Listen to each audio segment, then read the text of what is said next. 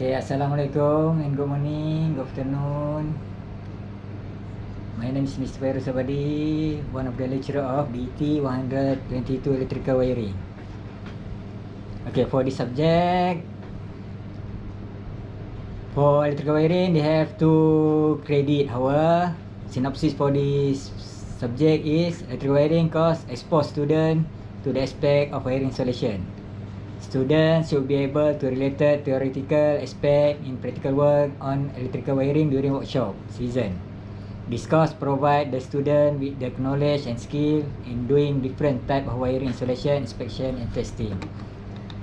Okay, this subject have 3 CLO, apply the common sense principle electrical safety. CLO 2, construct the single phase domestic wiring. Then CLO 3, demonstrate understanding and commit a professional ethic. Assessment for this subject, they have 2 quiz, 10% mini project, 1 mini project, 20% practical test, 6 practical test, 50%, and practical work, practical test 1 only, 15% practical work 6, 20%, 50% dan generic skill 5%. Okay, they have 5 subtopic. First, you will learn about electrical safety, hazard, working environment, working practice safety.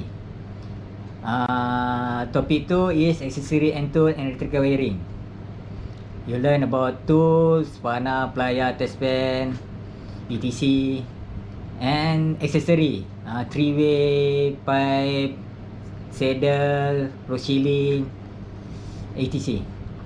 Kemudian topik 3 about wiring system, selection of cable size, consumer circuit, domestic and industrial wiring work, tarif. Tarif ni TNB punya bill. You learn about how much TNB charge you 100 kilowatt per hour or something. And topic 4 about wiring protection, overcurrent, leakage current, earthing. Macam mana kita nak protect kita punya wiring, kita punya accessory tu. And topic 5, the last topic is about inspection and testing. After you make a lab in the lab, you will inspect inspection and testing before, sebelum anda test anda punya amali tu elok tak elok, kita buat testing dulu. Inspection contohnya visual testing, kita tengok code color yang betul, kita tengok size wire yang betul, sambungan kita kemas tak kemas. Kemudian you will test polarity test. Polarity is about you testing live to live connection. Kemudian you test about continuity test. Continuity test, point A to point B, they have connection or not. And then the last testing is insulation test. Left and neutral you test, dia punya resistance dia is don't less about 1 mega ohm. Jika kurang saja maka fail lah projek anda. Maksud dia tak boleh ada sambungan antara left dengan neutral. Okey, kita terus tentang topik 1. Video saya diguna pakai ke semua pensyarah-pensyarah bagi DT 122. Okay. Topik 1, nota ni akan diguna sama dengan semua pensyarah. Jadi pensyarah anda akan bagi anda nota PDF ni. Kalau video kurang jelas, minta maaf banyak. Topik 1, electrical safety. CLO dia mungkin kurang jelas, anda baca nota dekat PDF je lah nanti, ataupun nota dekat PowerPoint yang pensyarah anda bagi. Upon the completion of this course, students should be able to apply the concept and principle electrical safety and regulation in performing electrical wiring according to NIOS and MSIC 60364 standard. Okay, NIOS adalah satu badan safety dekat Malaysia. Bawah dia ada badan-badan yang lain. Okey, macam MSIC ni adalah satu standard electrical yang kita keluarkan. Kalau dunia pakai AEE. Kalau Malaysia punya standard, we follow MSIEC. Okey, topik 1 dalam electrical safety. Yang anda akan belajar adalah hazard in wiring installation. All wiring. Kenapa all wiring dikatakan hazard dalam wiring installation? All wiring, wire-wire yang lama. Anda mungkin biasa dengar tentang bomba memberitahu surat khabar anda baca rumah kedai tersebut terbakar disebabkan litar pintas. Biasanya kejadian ni biasanya bangunan-bangunan usang. All wiring. Sepatutnya sistem elektrik dalam rumah anda cukup selamat. Dia ada protection dia. Kita kontrol pakai fuse, kita kontrol pakai circuit breaker dan sebagainya. Benda tu akan cut off jika berlaku overload, jika berlaku kebocoran arus. Tapi bila benda tu gagal berfungsi, contohnya fuse anda tak blow pada 13 ampere. Kemudian dekat DB anda, distribution box, dia tak trip ketika kita set. Contohnya untuk soket kita set pakai MCB 20 ampere, dia tak trip lagi. Main fuse pun 32 ampere tak blow lagi. Jadi wayar tersebut, dia punya penebat akan cair, menyebabkan litar pintas. Short circuit. Short circuit is about 2 or more wire touching each other. Okay, 2A, all wiring hazard. B, wire gauge inefficient for load. Saiz wayar tidak sesuai dengan beban. Okay, JKR dah tetapkan dah. JKR dah tetapkan dah. Wayar untuk soket standard dia 2.5 mm per square. Manakala untuk soket lampu 1.5 mm square. Anda boleh guna wayar lebih besar, tapi tidak boleh guna wayar lebih kecil. Contohnya untuk lampu standard dia 1.5, anda guna 2.5, no problem. Tak jadi menjadi kesalahan. Tapi kalau anda guna saiz lebih kecil, soket 2.5 anda guna 1.5, menjadi satu kesalahan. Tapi apa kesan dia bila anda guna wayar lebih besar? Kesan dia adalah costing. Bila anda bekerja, anda buat industri, anda buka syarikat ke apa, atau anda buat projek pun, kos adalah main peranan. Takkan kita nak guna wayar lebih mahal, wayar lebih besar lebih mahal. Kalau boleh guna wayar 1.5, kita guna je 1.5. Okay, hazard nombor 2, wire gauge inefficient for load. 2. C, not grounded properly, polarized pride and outlet.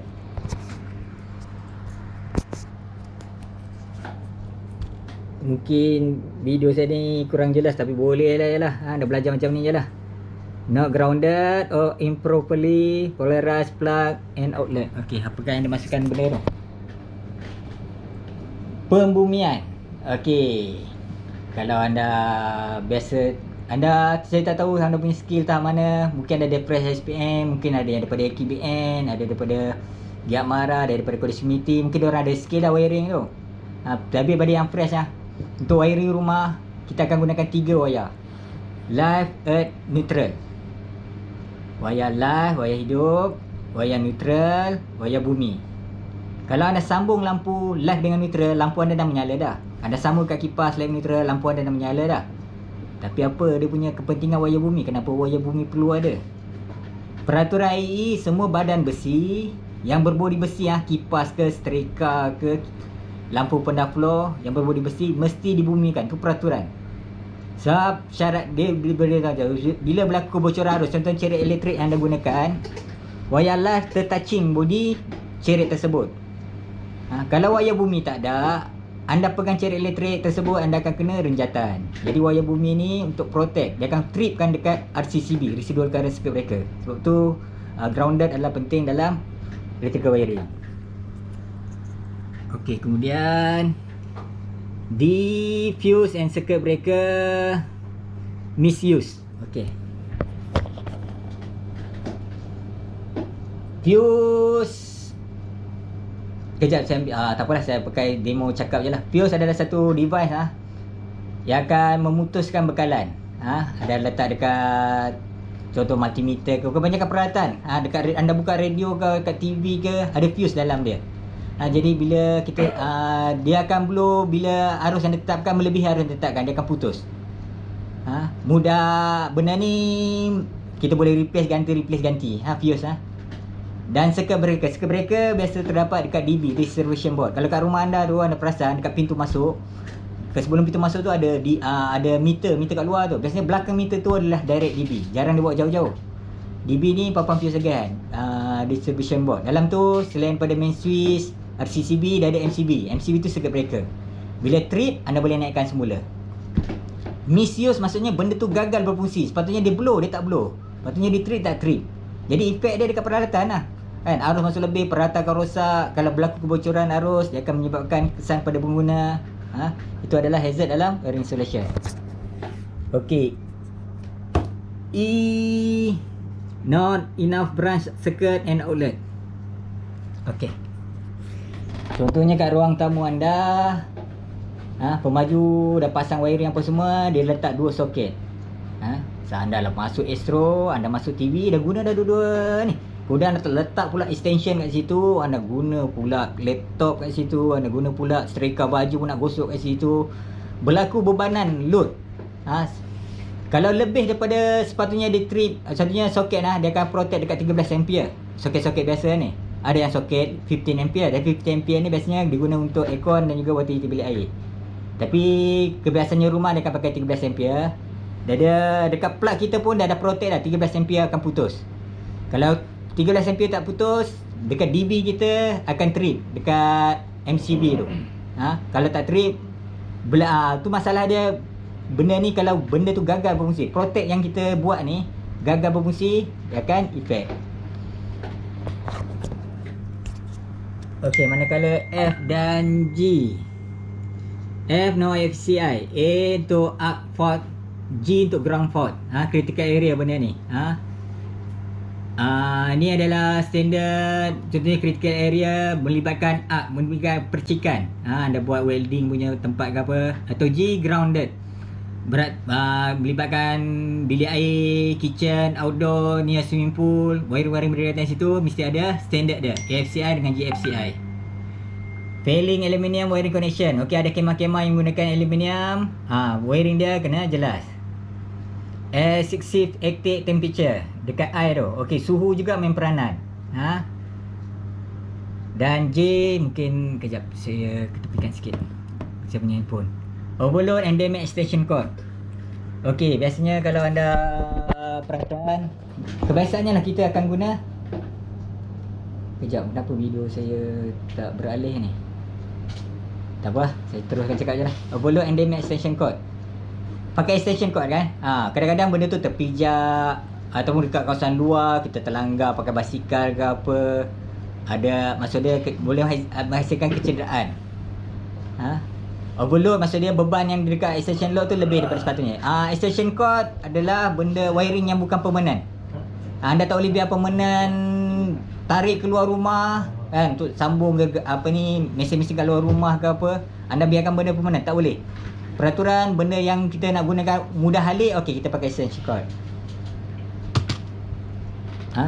Okey, dalam electrical safety juga anda belajar tentang hazard and faulty electrical part. Kalau anda tengok gambar rajah ni, wayar-wayar dia agak berserabut. Electrical accident are caused by a combination of 3 factor. Okey, kebanyakannya kemalangan elektrik disebabkan oleh gabungan 3 faktor. Unsafe equipment or installation. Maksudnya peralatan yang anda gunakan tidak selamat.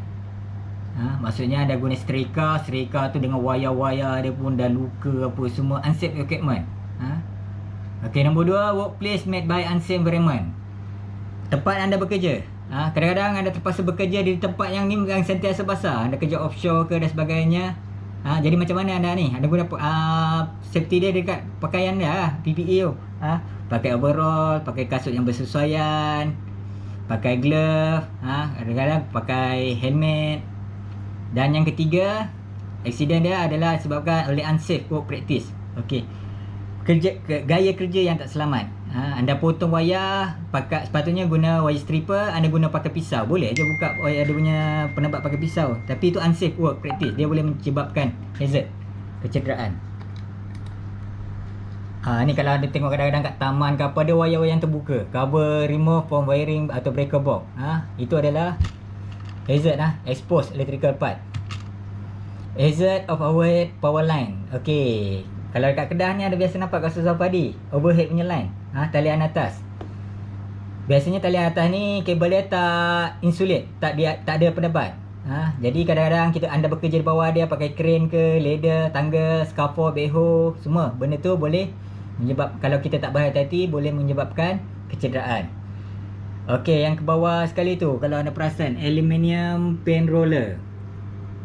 Okey, kadang-kadang anda biasa dengar pekerja dekat kebun kelapa sawit, galah yang digunakan tu terkena talian atas menyebabkan dia cedera, teruk, terbakar.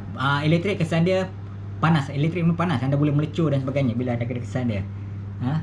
Itu adalah hazard dalam overhead power line. Okey, ada juga gambar ajar safety tentang overhead power line. Contohnya bila anda bekerja dekat tapak projek tu, anda kena pasti kat mana kedudukan overhead power line. Nombor 2, keep safe. Maksudnya jarak anda dengan overhead power line tu mesti 10 kaki. Nombor 3, do not touch anything that's in contact in power line. Contohnya ada pokok mangga ke apa kan, dekat talian atas, pokok tu kena dah talian atas tapi anda pun nak petik apa, boleh menyebabkan hazard. Beware of fencing near power line. Okey, jarak anda bekerja tu mesti 10 kaki juga. Carry ladder and other equipment, benda-benda yang boleh mengalirkan elektrik, kena hati-hati. Lawa equipment, apparatus. Okey, contohnya anda mesin-mesin kenderaan yang boleh naikkan, contohnya lift ke apa, kena hati-hati, kena lowerkan dia bila berada dekat overhead power line. Never spray ni power line, contohnya anda membaja, anda meracun, guna mesin yang besar. Tu dekat nombor 7 tu. Kemudian bila elektrik terputus, sama juga jarak yang dibenarkan, kena stay away from 10 feet from power line, falling power line. Okey, PowerPoint seterusnya adalah tentang improper grounding hazard. Kalau anda perasan gambar ajar ni, wayar tu dia skru atas penebat tu, jadi dia improper grounding hazard. Ataupun kalau lamp holder ni dia tak pakai wayar bumi pun, jadi tak ada grounding. Tool plug into improper grounded circuit may become energized. Jika tool, peralatan yang digunakan tak ada pembumian, dia mungkin ada de-energized, jadi anda boleh kena renjatan. Broken wire or plug injection cord, ini semua improper. Some of the most frequently violate to OSHA standard. Okey kan, saya kata tadi OSHA, NIOS satu badan standard, bawah dia ada OSHA. Overload hazard. Okey, overload hazard. Overload in electrical system hazard to because they can produce heat and arcing.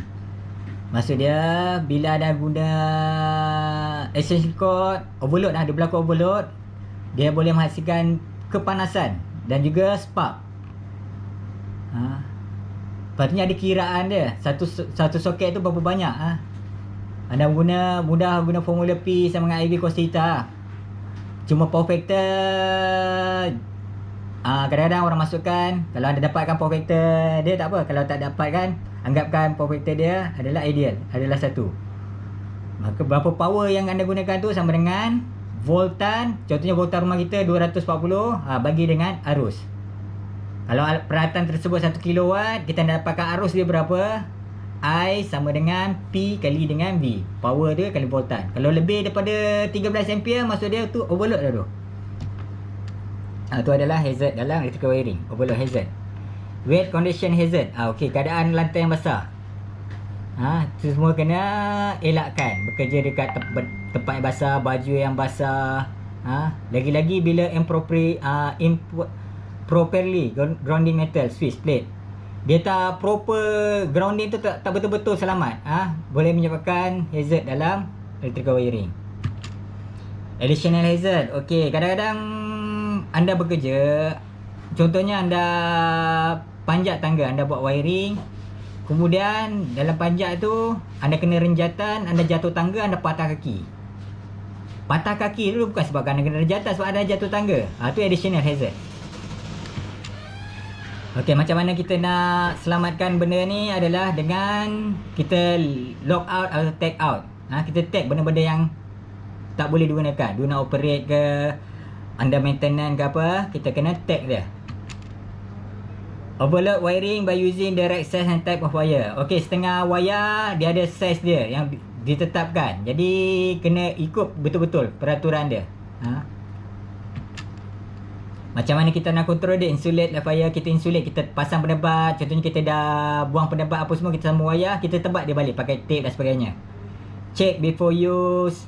Use only cord that are 3 wire type. Okay, bagi melibatkan besi dan sebagainya, kita guna 3 wire type. Use only cord marked by hard and extra hard use. Ni semua penerangan lah tentang cord. Left electrical part isolation. Penebat dia. Kita pasang guard, kita pasang box, guarding dia. Covering the barrier that separate your left electrical part. Control dia bagi isolate. Kalau anda tengok gambar raja tu, conductor going to the mast to be protected and unused opening must be closed. Wire and part using insulation. Insulation cover wire and prevent conductor from coming contact with each other or any other conductor. Cover dia supaya jangan bersentuh antara satu sama lain. If conductor allowed to make contact, a short circuit be created. Jika conductor bersentuh, allowed maksud tiba-tiba dalam keadaan wayar terbuka ni apa semua tersentuh, allowed to make a contact, dia akan menghasilkan short circuit. Insulate, keep wire and other conductor from touching which prevent electrical short. Semua wire yang terbuka kita kena insulate untuk mengelakkan kita tersentuh, untuk mengelakkan kita kena renjatan. Insulation prevent live wire from touching people and animal. Okey, kita tebat tu bukan semata-mata untuk manusia aja, semua benda hidup. Protect them, nak protect dia orang daripada electrical shock. Okey, ni gambar raja. Nanti kalau anda tengok PowerPoint ni, nota ni pensyarah anda akan bagi anda ni. Okey, berapa miliamp dia akan menyebabkan apa? 20 hingga 40 miliamp. Mati atau pingsan 7 miliamp. Miliamp bukan amp, miliamp.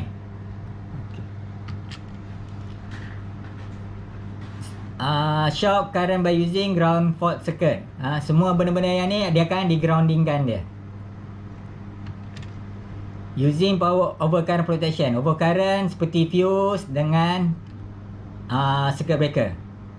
Anda baca je lah nota ni. Mungkin nak setengah dalam video saya ni tak jelas apa benda nota ni. Use overcurrent protection, circuit breaker and fuse in circuit. Apply working practice. Ladder.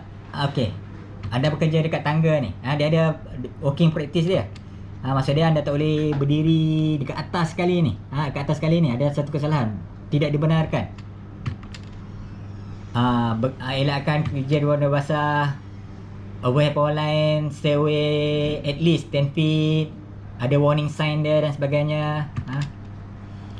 Proper wiring connector, maksud dia peralatan yang gunakan mestilah benda yang standard dia. Kalau Malaysia sirim dan sebagainya. Okey, selesai. Selain daripada tu, tentang safety juga dalam electrical wiring adalah use and maintain tool properly. Kalau anda perasan dah, anda punya pelayar, anda buat potong-potong wayar ke apa, wire stripper kan, dia dah luka dah, jatuh koyak dah penebat dia. Anda balut dah, tebak dia. Maksudnya anda check dulu peralatan tersebut. Contohnya anda guna drill. Drill tu dah pernah jatuh, dah crack dah. Anda pun masih je guna. Benda tu boleh menghasilkan kecederaan. Use right tool correctly. Seperti yang saya cakap tadi, kalau anda tak guna right tool yang betul, contohnya screwdriver bunga anda pakai skru bunga anda pakai screwdriver rata, dia akan boleh merasakkan peralatan, merasakkan skru tersebut. Protect your tool, use double insulate tool. Multiple self practice. Remember, circuit maybe not wire correctly. Anda kena pegang satu benda aja. Wiring ni kadang anda tak nampak. Anda tak nampak wire tu ada tidak ada. Kadang-kadang kita dah tutup dah. Lagi ke TMB, kita suruh seorang tu shut down bekalan. Kadang-kadang dia shut down line yang lain. Jadi anda kena test dulu. Walaupun kawan dah tutup, kena test dulu. Betul-betul totally tutup ke tidak. Okey, selesai. Okey, dalam topik satu tak ada assessment. Maksudnya tak ada penilaian. Cuma anda belajar je lah tentang apply safety punya cara bekerja. Macam mana, apa benda yang langkah selamat. Kalau kawan dah kena renjatan, Anda tengah bekerja ataupun anda buat lab lah kat bengkel lah dengan pesara anda, kawan anda kena renjatan, anda nampak dia ada menggelupur ni, apa tindakan anda?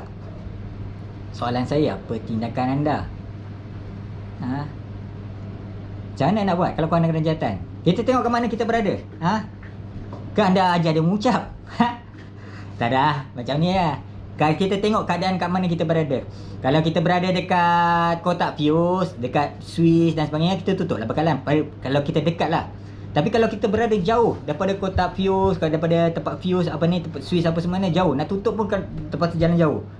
Kita pisahkan mangsa daripada live wire. Daripada contohnya kita cari kayu ke apa, kita tolak, kita pisahkan dia. Kalau anda pakai kasut, getah ke apa sebagainya, anda tendang dia pun tak apa. Pisahkan dia. Okey, bila dah terpisah, okey, dia dah kadang cek nadi dia, tak ada denyutan nadi. Anda tahu dah benda kawan ni tak bernafas dah ni. Apa pula aksi anda? Macam mana pula reaksi anda? First kali call 999. Emergency contact. Call, biasanya operator dalam emergency contact ni cukup bagus. Kalau kecederaan, aksiden ke apa, dia akan terangkan. Cik, letak dekat tepi, jangan bagi dia minum apa sebagainya. Ada arahan lah. Macam tu mungkin dia ada arahan tentang CPR. Cik, dongakkan kepala dia. Cik, kadang-kadang dia tak bernafas, ada benda tersumbat. Jadi cik rongga dia, hidung ke apa, tak ada yang tersumbat. Angkat kepala dia, dongakkan. Cik, pernafasan agak-agak clear. Kemudian anda pump dekat dada ni 15 ke 20 kali. Dan buat CPR, buat pernafasan mulut ke mulut. Embus lah, bukan sedut. Embus 2-3 kali. Pump. Itu adalah langkah awal. Okey, yang lain okey kot. Setakat tu saja topik 1. Saya selaku pesyarah anda, mewakili pesyarah anda, saya doakan semoga nota yang sampaikan ni berjaya sampai kepada anda. Anda boleh tengok video ni berulang kali ke apa. Kalau ada permasalahan ke apa, anda guna platform yang pesyarah anda bagi. Kalau diorang guna Telegram ke, diorang guna WhatsApp ke, atau diorang guna FB group ke, atau diorang guna Microsoft Teams, Google Meet, ikut pesyarah anda tu. Bincang dengan dia dalam topik ni. Apa benda permasalahan, ada benda yang anda tak jelas ke apa, bincang dengan mereka. Okey. Assalamualaikum. Peace yo.